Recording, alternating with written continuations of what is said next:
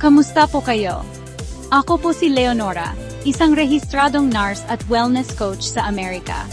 Sa video na ito, pag-uusapan natin kung paano natin mapapalago ang ating mga simpleng hilig o hobby para maging kita kahit nasa edad 50 pataas na tayo. Oo, posible pa rin tayong magsimula ng maliit na negosyo kahit walang malaking puhunan.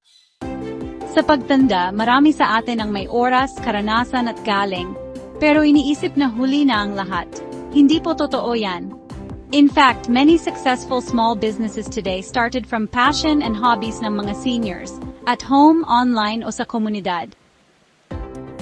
Kung mahilig ka sa lutong bahay, pwede kang magsimulang magbenta ng packed meals, kakanin, o baked goods sa kapitbahay o online.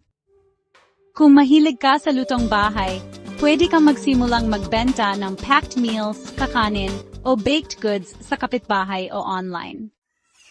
Marami pong may edad ang mahusay sa pananahi o paggawa ng crafts.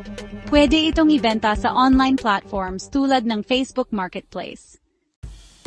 Kung mahilig ka sa halaman, pwede kang magtanim ng herbs o succulents at ibenta ito sa local market o online. May ilan na mahilig sa mga bata o hayop.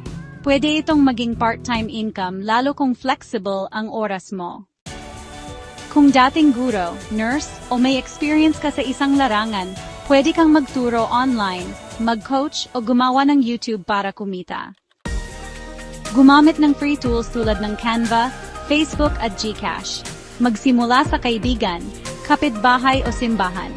Huwag mahiya mag-post sa social media kahit simpleng benta ko po today. Document your progress para makita mo ang growth.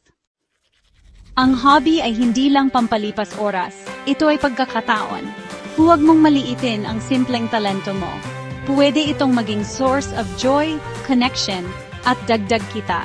Kung gusto mong matuto pa ng mga practical na ideya para sa may edad, mag-subscribe po kayo sa channel na ito.